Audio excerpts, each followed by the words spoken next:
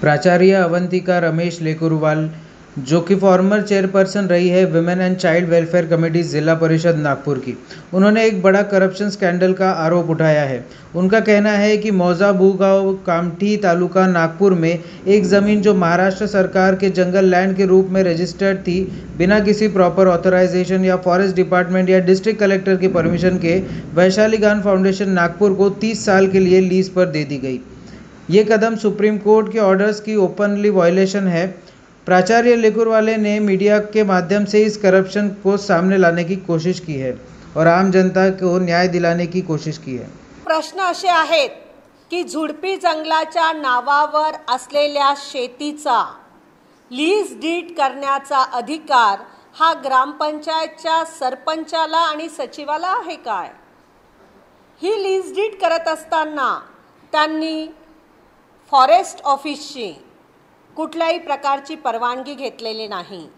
कालच आम्ही DFO म्हणजे एक 10 दिवसाआधी आम्ही RFOला निवेदन दिलं होतं या संदर्भात आणि काल DFO मॅडमकडे आम्ही जाऊन आलो, चौकशी केली। त्यांनी सांगितलं आमच्या विभागाची कोणतीही परवानगी ही ग्रामपंचायतने घेतलेली नाही किंवा सदर संदर्भात विषयानुरूप आम्हाला कुठल्याही प्रकारची माहिती देखील दिलेली नाही। त्यानंतर आम्ही RFO ऑफिसला गेलोय।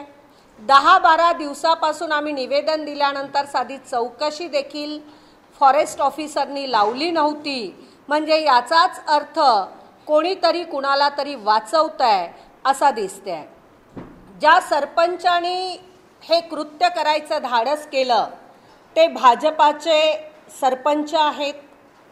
वैशाली गान फाउंडेशन याच्या अंतर्गत जी समिती तयार करण्यात आलेली आहे, बाकी मंडळी भुगावचे मंडळी ते आपल्याला डिटेल देतील, त्याच्यामध्ये भाजपाचे पदाधिकारी आहेत आणि ही जी लीज डीड करण्यात आलेली आहे, ज्यावेळी गावातील सगळ्या मंडळींना हे फार उशिरा लक्षात आलं, कारण ज्यावेळी त्या जागेवर ही वैशाली गान फाउंडेशननी काम सुरू केलं, त्यांनी ताब्यात घेतली, त्यांनी शेती करायचं काम सुरू केलं, त्यावेळी गावातील मंडळींना ही गोष्ट लक्षात आली आणि ही बाब निदर्शनास आल्यानंतर गाव चिडून उठलं आणि कधी नव्हे ते नागपूर जिल्ह्याच्या इतिहासात 1000 लोकांची तिथे ग्रामसभा झाली। गावातील लोक झाडून पुसून आले म्हणायला काही हरकत नाही आणि त्या गावामध्ये ग्रामसभा झाली। ती ग्रामसभा लाईव्ह आहे, यूट्यूबला उपलब्ध आहे आणि गावातील लोकांचा रोष पाहण्यासारखा आहे।